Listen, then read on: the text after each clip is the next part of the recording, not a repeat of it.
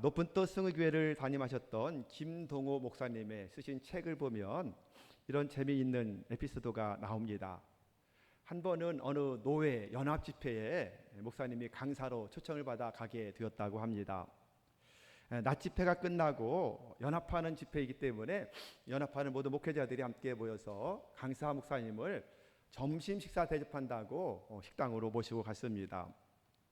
근데 따라가서 보니까는 그곳은 영양탕집이었습니다. 근데 강사에게 어떤 음식을 좋아하는지, 이 음식을 하려고 하는데 괜찮은지 여쭤보지도 않고 그냥 데리고 따라간 곳이 영양탕집이었다는 것입니다. 그런데 문제는 이 목사님이 집에서 강아지를 키우고 아주 귀여워하기 때문에 보시탕을 드시지 않는다는 것입니다. 그런데 목사님들이 가서 멋대로 수육도 시키고 전골도 시키고, 그렇다고 이제 와서 저 이거 못 먹습니다 하면 큰 실례잖아요. 그러지도 못하고, 그래서 그냥 앉아 있다가 음식이 나와서 할 수 없이 목사님이 공깃밥을 먼저 하나 달라고 그렇게 하셨습니다. 그리고는 뭐 가보시면 알겠지만 보통 깍두기나 기지밖에 없잖아요. 그런 집에는 깍두기하고 김치하고 밥을 드셨어요. 드시고 있는데 모든 목회자들이 함께 많이 갔는데 얼마나 맛있게 그것을 드시던지 목사님 중에서 누구 하나 목사님 이거 안 드시는군요, 어떻게 하죠? 이렇게 말한 사람이 없었습니다. 김치와 깍두기만으로 식사하고 계신 이 강사님의 식사하는 것을 누구도 보지 못하고 누구도 알지 못하고 물어보는 사람도 아무도 없다라는 것입니다. 여러분, 원래 강사 중심으로 강사의 필요에 맞게 식당도 준비하고 음식도 준비하는 것이 마땅하지 않겠습니까? 이게 예법인데 강사를 대접한다고 하는 빙자 아래 자신들만 너무도 맛있게 먹는 모습, 주변인 강사가 먹는지 안 먹는지도 모르고 살펴볼 겨를도 없이 자기네들만 너무도 맛있게 먹는 그런 모습들, 여러분, 그래서 정말 큰 누를 범하고 있는 그런 모습이 아니었겠습니까? 그래서 저는 그 이야기를 읽으면서 이런 생각을 해보게 되었습니다. 모양만 다르지 우리에게도 상대방의 필요를 전혀 알지 못한 채 내가 원하는 것으로 섬기고 상대방은 전혀 필요 없는데 내가 있는 것으로 나만족을 위해서 필요치 않은 것을 인심 쓰는 것처럼 안겨주는 실수를 범할 때가 얼마나 많은가. 때로 설령 상대가 필요한 것을 내가 알아요. 알지만 우리는 어떻습니까? 유한한 존재예요. 그렇기 때문에 다 해줄 수가 없어요. 능력이 없기 때문에 알아도 못해요. 반대로 능력이 있다 할지라도 왠지 그 사람이 부담되고 싫어, 마음이 상해서 해주기 싫어, 이렇게 외면할 때가 또 얼마나 많았습니까? 이런 것들은, 이런 일들은 부모와 자녀 간에도 흔히 있을 수가 있고요, 부부 간에도 흔히 일어날 수 있는 그런 일이라고 할 수 있는 것입니다. 그러므로 사람은 사람의 진정한 구원자가 될 수 없는 것입니다. 사람에 대한 기대가 크면 클수록 어떻게 돼요? 기대가 크면 클수록 실망도 커진다. 누구나 다 경험한 일일 것입니다. 왜 그렇습니까? 사람은 믿음의 대상이 아닙니다. 사람은 의지할 대상이 아닙니다. 사람은 사랑의 대상이기 때문에 그런 거예요. 믿어서 안 될 사람을 믿었기 때문에 그 사람에게 상처받고, 그걸 결국 어떻게 돼요? 내가 나한테 어떻게 이럴 수가 있어? 목사님이 나한테 어떻게 이럴 수가 있어? 이렇게 되는 것입니다. 믿는 도끼에 발등 찍힌다더니 당신이 나에게 이렇게 할 수가 있어? 라고 함께 시험 드는 문제는 뭐다? 믿어야 될 하나님이 아니라 사랑해야 될 대상인 사람을, 친구를, 그런 사람들을 믿고 의지했기 때문에 이런 일이 생겨난다라고 할 수 있는 것입니다. 여러분, 그러므로 우리의 믿음의 대상은 오직 누구밖에 없어요?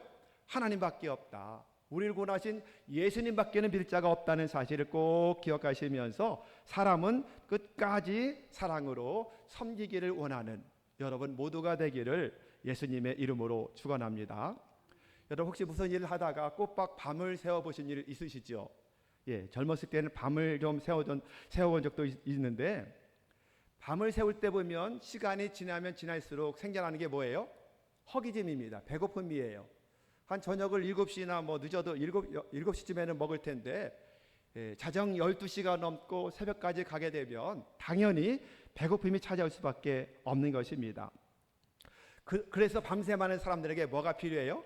간식이나 아니면 밤참을 준비를 하잖아요. 그래서 그 밤참을 준비하는 이유가 그 허기를 채우기 위해서가 아니겠습니까? 그런데 오늘 말씀에 나오는 제자들을 한번 보시기 바랍니다. 계속해서 밤새도록 그물을 던졌다, 그물을 끌어올렸다, 이쪽에도 던지고 끌어올리고 밤새도록 반복했다는 것은 여러분 중노동 중에 중노동이 아니겠습니까? 그런데 날이 밝아올수록 그들의 허기는 점점 심해졌을 것입니다. 그러나 지난밤에 그 베드로의 선동으로 인해서 충동적으로 고기 잡으러 왔잖아요. 미리 다 준비한 다음에 온 게 아니에요. 간식이나 새참을 준비한 것도 아니었을 것입니다. 그러니 밤참이 준비될 수가 없습니다. 새벽녘 그물을 거두고 각자 집으로 돌아가면 아침밥이 맛있게 준비되어 있을까? 아마 그 당시에 그렇지도 못했다고 그래요. 빈민촌에 사는 그들이기 때문에 집에 이른 시간에 그들 위해서 아침이 따로 마련되어 있을지도 몰랐다는 것입니다. 이런 여건을 생각할수록 더욱더 허기가 질 수밖에 없는 제자들의 모습이거든요. 마침내 그들이 마지막 순간에 주님의 도우심으로 깊은 데로 가서 오른편에 그물을 던져라 말씀에 순종했을 때에 그물 가득히 고기를 잡아 육지에 끌어올리고 보니 거기에는 주님께서 칠이 숯불을 피워 놓으시고 그 위에 생선과 떡이 놓여 있었다. 오늘 그렇게 말씀을 하고 있습니다. 그리고 주님께서 제자들에게 이렇게 말씀하셔요. 자, 12절 말씀 한번 보실까요? 자, 시작. 예수께서 이르시되 와서 주반을 먹으라 하시니 이렇게 말씀해요. 허기진 배를 끌고 육지에 올라보니 주님이 아주 만찬을 차려놓으시고 와서 주반을 먹으라 이렇게 인자하게 말씀을 하고 있는 것입니다. 여러분, 이 주님의 짧은 한마디야말로 주님께서 인간을 위한 진정한 구원자 되심을 증거하는 증거가 아니겠습니까? 오늘 말씀 속에서 나타난 주님, 구원자 주님은 누구실까요? 첫째는 우리 예수님께서는 제자들에게 그 순간순간마다 필요한 것이 무엇인지를 정확하게 알고 계신 주님이십니다. 여러분 믿으시기를 예수님의 이름으로 축원합니다. 제자 중에 누구도 지금 우리가 배고파요 호소한 사람이 없었습니다. 아침 식사가 필요합니다 라고 말한 사람도 없었습니다. 아니 그들은 밤새워서 그물질 하느라고 허기졌기에 너무도 허기졌기에 늘 있었던 사실이기에 아마 배고픔조차도 망각하고 있었을 것입니다. 그런데 주님께서는 제자들과 멀리 육지에 계셨음에도 불구하고 제자들의 그 순간 정말 필요한 것은 배고픔을 채워주는 것이다. 이 필요를 정확하게 알고 계셨기 때문에 잘 준비해 놓으시고 온 제자들에게 와서 주반을 먹으라 이렇게 말씀하신 거예요. 구원자 주님은 우리의 모든 필요를 정확하게 알고 계신 분이라는 사실을 믿으시기를 바랍니다. 두 번째, 주님께서는 제자들의 필요를 아실 뿐만 아니라 무엇을 하십니까? 그 필요를 채울 수 있으신 능력이 있으신 분입니다. 그분은 만왕의 왕이시고 만지의 주가 되시고 전능하신 분이고 무의 서유를 창조하는 분이기 때문에 모든 필요를 채울 수 있는 능력을 갖고 계신 분이라는 사실을 여러분 확실히 믿는 여러분 모두가 되기를 주님의 이름으로 축원합니다. 만약 주님이 필요를 아셨는데 능력을 갖고 있지 않다면 유한하고 부족한 연약한 우리와 똑같을 수밖에 없지 않습니까? 그러나 우리 예수님은 완전한 사람으로 오셨지만 완전한 하나님으로 이 땅에 오신 줄로 여러분 믿으시기를 바랍니다. 육지에 막 당도한 제자들에게 방금 잡은 생선도 가져오너라 이렇게 말씀하시잖아요. 주님께서 오른편에 금을 던지라 고기를 잡게 하신 이유가 특별히 제자들에게 아주 맛있는 아침밥을 만들어주기 위해서 고기를 잡게 하셨다는 사실도 분명히 알게 되는 장면이 아니겠습니까? 주님의 능력이 아니었던들 그날 새벽에 그 주반은 애시당초 불가능한 일이었을 것입니다.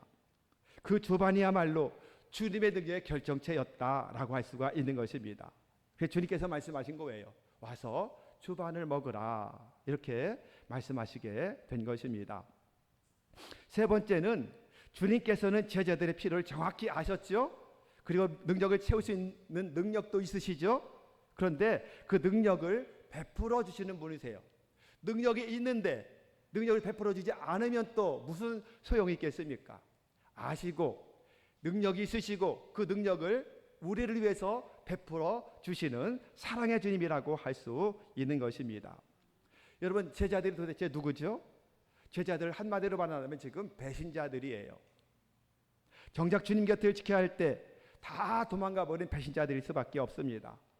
지난밤도 아랑곳하지 않고 오직 욕망에 헛금을만 계속 던지고 올리고 이런 일만 하던, 사명도 잃어버리고 주님도 잃어버린 그런 아주 정말 쓸모없는 인간들처럼 전락하 있는 제자들의 모습을 보지 않습니까?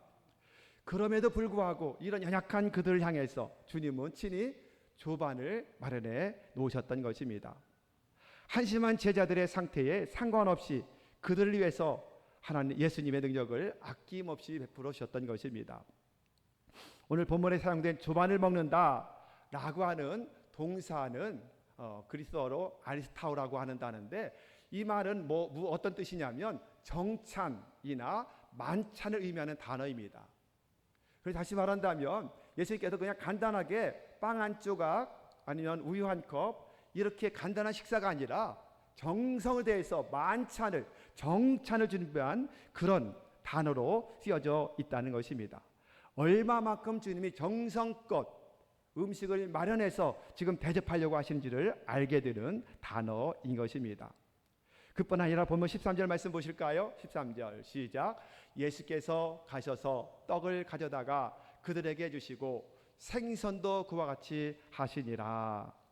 자신들의 범한 죄 때문에 감히 음식에 손도 대지 못하고 있는 제자들 향해서 직접 손수 떡을 띄어 나눠주시고 생선도 띄어서 나눠주시는 사랑의 주님의 모습을 보게 되는 것입니다. 그렇습니다. 와서 주반을 먹으라, 이 짧은 한마디야말로 제자들에 대한 변함없는 사랑을 고백하는 고백이며, 또 한 가지 동시에 예수님 자신 누구신지를 다시 정확하게 밝히시는 예수님의 자기 선언이라고 할 수 있는 것입니다. 그렇습니다. 주님이시야말로 이 땅에 오신 진정한 구원자이심을 알리는 모습이 이 한 단어 속에 나타나게 되어 있는 것입니다. 여러분, 구약의 이스라엘 백성들 조상들을 보면 이집트에서 400년 동안 종살이를 하다가 결국 노예 생활을 마치게 되고 하나님이 모세를 통해서 출애굽시켜서 홍해를 건너서 광야로 인도하시는 사건을 보게 되지 않습니까? 광야에 도착해서 가나안 땅에 이르기까지 그들은 40년의 세월이 흘렀던 모습을 보게 됩니다. 지금 한 3,500년이 지난 지금에도 그 지역의 광야는 물도 없어요. 나무 한 그루 없는 것이 너무도 많습니다. 풀 한 폭이 없습니다. 이런 광야에서 40년간 살아간다는 것은 기적이 할 수가 없는 것입니다. 그런데 이 긴 세월 동안 살아남을 수 있었다는 것은 뭐죠? 하나님이 그들과 함께 하셨기 때문인 것입니다. 책임져 주셨기 때문입니다. 가장 안전하게 보호하여 주셨기 때문인 것입니다. 그래서 하나님께서 날마다 만나를 내려 먹게 하시고, 고기 먹다고 하는 그들에게 메추라기도 내려주시고, 물이 없다고 불평하는 그곳에 반석을 깨뜨려서 물을 풍족하게 내려주시는 사건을 보게 됩니다. 그런데 이스라엘 백성들을 보십시오. 그냥 그게 다라고, 그냥 당연한 것이라고만 생각을 하게 되었던 것입니다. 그런데 그 모든 광야 여정을 40년에 마치고 이제 막 가나안 목전 요단강 동편 땅에 도착을 했을 때였습니다. 하나님께서 이때 모세를 통해서 이스라엘 백성들에게 이렇게 말씀하시죠. 자, 신명기 29장 5절의 말씀을 우리 한번 같이 읽어볼까요? 자, 시작. 주께서 40년 동안 너희를 광야에서 인도하게 하셨거니와 너희 몸에 옷이 낡아지지 아니하였고 너희 발의 실이 헤어지지 아니하였으며. 아멘. 제가 지금 귀가 꽉 막혀가지고 제 소리가 안 들려요. 그래서 지금 여러분에게 지금 소리가 어떻게 들리지 전혀 안 들려서 혼자 떠들는 것 같아요. 이해하시고 좀 들어주시기 바라겠습니다. 예, 감기가 왔나 봐요. 그래서 그런지 지금 귀가 꽉 막혀서 내 소리가 안 들려서 아주 굉장히 답답을 하거든요. 자, 보십시오. 오늘 말씀에 40년 동안 광야를 지나는 동안에 여러분 먹을 것이 있고 마실 것만 있으면 되나요? 가장 기본적인 것이지만 먹을 것 마실 것만 가지고는 안 됩니다. 그 불볕대약 속에서 옷이 없으면 어떻게 살을까요?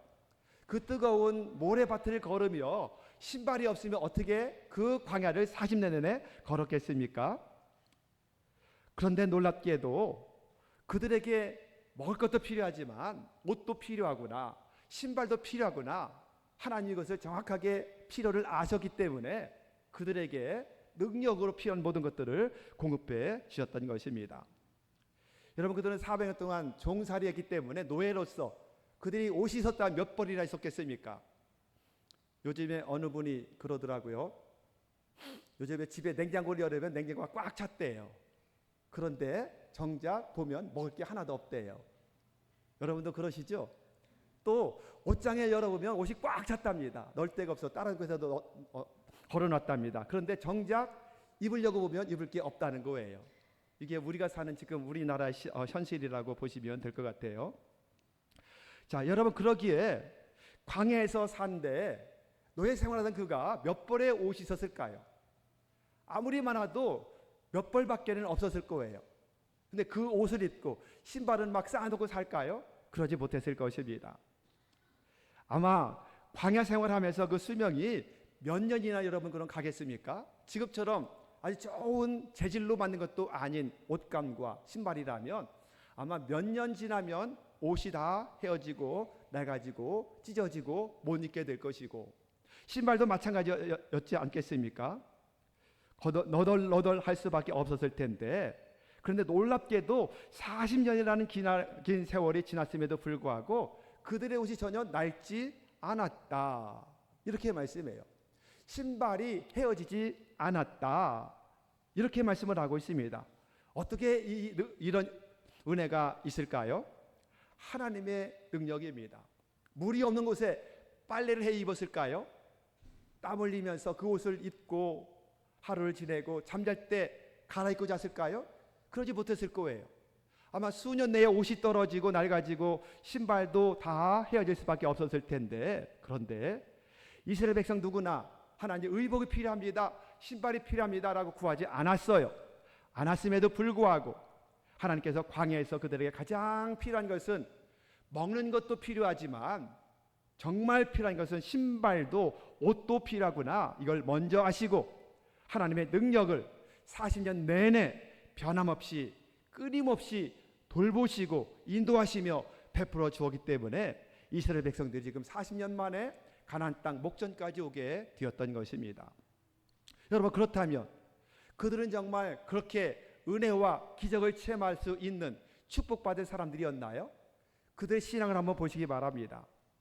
매일매일 만나 주실 때 만나만 주신다고 불평하고, 고기 먹고 싶다고 불평하고, 끊임없이 원망하고, 끊임없이 하나님께 등 돌렸던 배은망덕한 인간들이었음에도 불구하고, 그런데 하나님의 은혜가 임해서 그런 배은망덕한 백성들이었지만 그럼에도 40년 동안에 그들의 의복과 신이 낡아지지도 않았고 헤어지지도 않았다, 이렇게 말씀합니다. 그런데 백성들은 그냥 당연한 것처럼 여긴 거예요.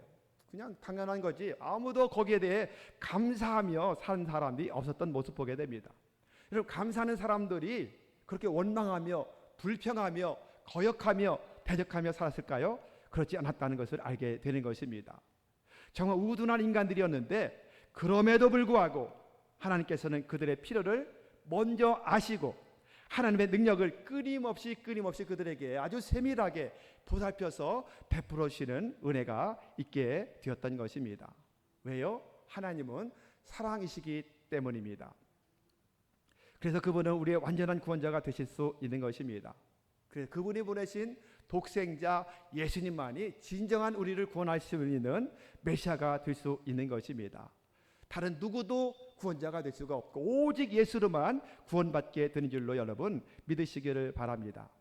여러분, 그렇다면 이상과 같은 관점에서 볼 때 참되고 성숙한 신앙은 무엇일까? 첫째는 뭐냐면 지금 내가 없는 것으로 인해서 절망하거나 좌절치 않는 것이 진정한 신앙이다. 왜요? 하나님이 필요한 것을 아시고 공급해 주는 분이기 때문에. 두 번째, 지금 내가 없는 것 때문에 내 방법으로 무리해서 그것을 위해서 막 구하고 찾아 나서는 것이 쓸데없을 때가 너무도 많구나. 왜요? 주님이 아시고 우리가 필요한 때에 필요한 것으로 채우시는 분이기 때문에 그런 것입니다. 제가 좋아하는 말 중에 하나가 이것입니다. 하나님은, 예수님은 나보다도 더 나를 잘 아시는 분이 주님이시다. 믿으시나요? 내 사정, 내 형편, 내 처지, 우리 가족보다도 내 아내 남편보다도 더 정확하게, 나 자신보다도 더 정확하게 아시는 분이 주님이세요. 우리 삶이, 우리의 믿음이, 우리의 헌신이 형편없음에도 불구하고 내 모든 것을 아시고 필요할 때마다 능력을 베풀어 완전하게 채우시는 사랑의 주님이 나의 주님인 줄로 믿는 여러분 모두가 되기를 예수님의 이름으로 축원해 드립니다. 때로는 우리에게 안 주는 거 있어요. 그죠? 하나님이 구해도 안 주실 때가 있어요. 왜 그렇죠? 하나님 미리 다 아시기 때문에 주면 손해가 되든지 주면 해가 되든지 아니면 아직 때가 되지 않았기 때문에 아직은 주지 않는 것뿐이지 주님이 우리를 미워하기 때문에 넌 죄인이다 그래서 안 주는 것이 아니라는 사실을 여러분 기억하시면서 없는 것 구해도 주시지 않는 것이 있어도 감사로 하나님께 아뢰 수 있는 여러분 모두가 되기를 예수님의 이름으로 축원해 드리겠습니다. 세 번째, 그렇습니다. 그러므로 참된 신앙이란, 믿음이란 지금 내게 있는 것을 모두가 다 하나님의 은혜입니다. 은혜이기 때문에 지금 있는 것을 족하게 여기며 늘 감사로 살아가는 신앙이 성숙한 신앙이라는 사실 여러분 믿으시기를 예수님의 이름으로 축원합니다. 사도 바울도 우리에게 교훈하지 않습니까? 다 디모데전서 6장 6절부터 같이 읽어볼게요. 자, 시작. 그러나 자족하는 마음이 있으면 경건은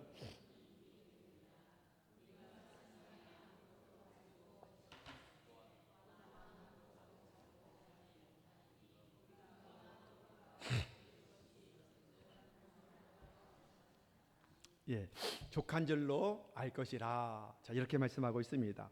옛날 번역에 보면 자족을 지족이라고 그렇게 써 있었어. 지족. 알지자를 썼습니다. 뭐예요? 지금 내게 있는 것이 족함을 아는 마음이 뭘 이룬다? 경건을 이뤄갈 수 있다. 이것을 새 번역에서는 자족. 어떤 뜻입니까? 스스로 만족하며 감사해라. 여러분 삶에, 여러분 신앙이나 가정생활이나 사회생활에, 직장생활에, 사업에 만족하며 자족하는 삶을 살아가는 여러분 모두가 되기를 예수님의 이름으로 축원합니다. 내게 있는 것을 족하게 여기지 못할 때 우리는 늘 이스라엘 백성들처럼 불평, 불만, 욕망, 불의의 노예로 전락할 수밖에 없는 것입니다. 거기에는 참된 신앙이 있을 수가 없어요. 참된 경건도 있을 수가 없는 것입니다. 제자들이 나중에 오늘 본문의 주님을 만나고 오순절 성령을 체험한 다음에 어떻게 돼요? 끝까지 사도행전에서 경건의 삶을 이루어갈 수 있었던 비결은 우리가 형편없음에도 불구하고 자신들을 위해서 친히 조반을 만들어주시는 그 사랑의 주님을 만났기 때문에 앞으로 그 뒤로 그들은 아주 경건하게 자족하는 삶을 살며 끝까지 순교당할 때까지 감사하며 자족하며 살았던 제자들이었던 모습을 보게 되는 것입니다. 우리 송기론 목사님이 쓴 부부성장학교라고 하는 교재에 보면 이런 이야기가 나와요. 어떤 이야기냐면 여러분의 냉장고에 음식이 있고 당신의 등에 옷이 걸쳐 있고 바람을 막을 수 있는 지붕이 있고 그리고 잠잘 곳이 있다면 당신은 지구상의 25% 안에 속하는 부유한 사람입니다. 여러분 처음 아셨죠? 75%는 이렇게 살지 못한다는 거예요. 지금 여러분은 아무도 다 예외 없이 모두가 다 부유층 25%에 살고 있다는 사실을 믿으시기를 바랍니다. 이게 통계적으로 나온 거예요. 두 번째, 부모와 자녀가 함께 사는 단란한 가정. 당신의 가정에 만약 자녀가 셋 이상 있다면 그것은 전체 7% 안에 들어있는 축복된 그룹 속에 산다는 겁니다. 자녀가 3명, 우리 이정 집사님 7% 안에 속한다는 겁니다. 굉장히 축복받은 그런 귀한 가정이에요. 우리 박혜림 선생님 결혼하시는데 자녀 3명 낳으실 거죠? 우리 기독교적으로도 3명은 낳아야 됩니다. 그래야 본전이 되거든요. 예. 여러분 손자 손녀들 결혼시킬 때도 꼭 3명 꼭 나라 그렇게 하시기 바랍니다. 자, 세 번째, 만약 당신의 은행 계좌나 지갑에 약간의 돈이 있고 몇 개 동전이 책상 위에 쓰지 않고 있다면 당신은 지구상의 8% 상위권 안에 드는 부유층이다. 믿으시길 바랍니다. 은행 잔고 비어있는 사람 있나요? 지갑에 1,000원짜리 하나 있으시죠? 그 다음에 책상에 서랍 안에 동전 몇 개 모아놓은 거, 안 쓰는 거. 예. 이런 사람이라면 7% 안에 드는 부유층. 여러분 모두가 다 7% 안에 드는 부자인 거예요.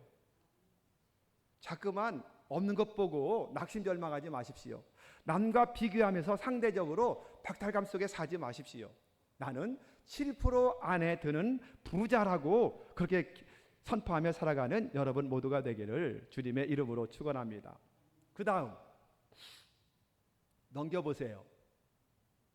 예, 만약 오늘 아침에 건강한 상태로 눈을 떠 일어났다면 한 주간을 넘기지 못하는 수백만 명 사람보다 훨씬 축복받은 사람이다. 한 주간에 수백만 명이 목숨을 잃는데 하루에 눈을 뜬다는 것은 놀라운 축복이 아닐 수가 없는 것입니다. 그 다음 당신이 전쟁을 겪어보지 않았고 외로운 감옥에 가본 적이 없고 고문의 괴로움을 당해보지 않았다면 이 순간 그 같은 고통 당하고 있는 지구상에 500만 명의 사람보다 행복하다. 지금도 500만 명 정도는 지금 위에와 같은 전쟁 속에서 감옥 속에서 고문을 당하는 삶 속에 살고 있다는 것입니다. 만약 당신의 체포나 고문, 죽음의 위험이 없이 종교 생활할 수 있다면 세계의 30억 사람들보다 더 행복한 사람들이다. 지금 세계 30억 사람들이 종교 때문에 핍박을 받고 있고 어려움 속에 있고 있다는 것을 여러분 기억하시기를 바랍니다. 마지막, 만약 당신이 지금 이 글을 읽을 수 있다면 당신의 축복은 갑절이나 더합니다. 왜냐하면 지구상에는 글을 읽을 수 없는 20억의 사람, 문맹자가 20억이 되기 때문에 그렇습니다. 놀랍지 않습니까? 이런 복을 받고 살고 있는데 그렇다고 우리는 얼마나 놀라운 축복된 풍요로운 삶을 살고 있습니까? 그런데도 불구하고 냉장고가 가득 찼는데도 먹을 게 없고 옷장이 가득 찼는데도 입을 것이 없다고 생각하며 사는 게 우리들의 모습이잖아요. 여러분, 그런데도 불구하고 우리는 감사치 못해요. 기뻐하며 살지 못해요. 그냥 당연한 것처럼 여기며 살아갈 때가 너무도 많은 것입니다. 이게 저의 문제예요. 우리들의 문제가 아니겠습니까? 온 세계에 불어닥친 전쟁의 소식이 끊임없이 나타나잖아요. 또 코로나로 인한 경제적 한파 때문에 우리 가게마다 여러 가게 경제가 정말 심각한 타격을 받고 위치되어 있고 마찬가지로 우리 교회도 지금 아주 어려운 지경에 있습니다. 이로 인해서 많은 사람들이 불안과 근심 속에 살아가고 있습니다. 그런데 여러분 다시 한번 곰곰이 생각해 보십시다. 하나님 믿는다면 우리가 일시적인 위기를 당한다고 해서 이제는 염려하며 근심할 필요가 없겠구나. 아멘. 믿으시기를 주님의 이름으로 축원합니다. 왜 자꾸 염려하며 근심하죠? 자꾸만 과거와 비교하기 때문에 그래요. 옛날과 비교하기 때문에 그래요. 다른 사람과 비교하기 때문에 그래요. 이 비교의식 때문에 그런 것입니다. 없어진 것에만 매달리고 있기 때문에 그렇습니다. 만약 우리가 아직 우리에게 남아있다는 것을 촉하게 한다면 앞으로 더 이상 우리가 불안해하며 살지 말자 결단하는 여러분 모두가 되기를 주님의 이름으로 축원합니다. 이제 남아있는 것을 보고 감사하며 살겠습니다라고 결단하는 여러분 모두가 되기를 예수님의 이름으로 축원합니다. 우리가 이 세상 태어날 때 여러분 뭘 가지고 오신 분이 있나요? 손에 금덩어리 쥐고 오셨나요? 아니요. 그런 사람은 아무도 없습니다. 욥의 고백을 한번 읽어볼까요? 욥기 1장. 자, 시작. 이르되 내가 모태에서 알몸으로 나왔사온즉 또한 알몸으로 그리로 돌아가올지라. 옛날 번역 한문으로 적신으로 왔다. 그냥 아무것도 잊지 않고 붉은 몸 하나 가지고 왔다. 갈 때도 마찬가지다. 이렇게 말씀을 하고 있는 것입니다. 이 땅에서 지금 내 것이라고는 본래 없었어요. 아무것도 가지고 오지 않았기 때문에. 지금도 없어요. 앞으로도 없을 것입니다. 그럼에도 불구하고 아직 우리에게 뭐가 있어요? 입을 옷이 있습니다. 신을 신이 있습니다. 하루새끼 먹을 것이 있습니다. 가정이 있습니다. 가족이 있습니다. 친구가 있습니다. 교회가 있습니다. 복음이 있습니다. 믿음이 있습니다. 생명이 있습니다. 매일매일 호흡하며 살아갈 공기가 우리에게 주어져 있습니다. 모든 것들 내가 구하지 않아도 아낌없이 주시는 주님은 여전히 우리를 사랑하고 계십니다.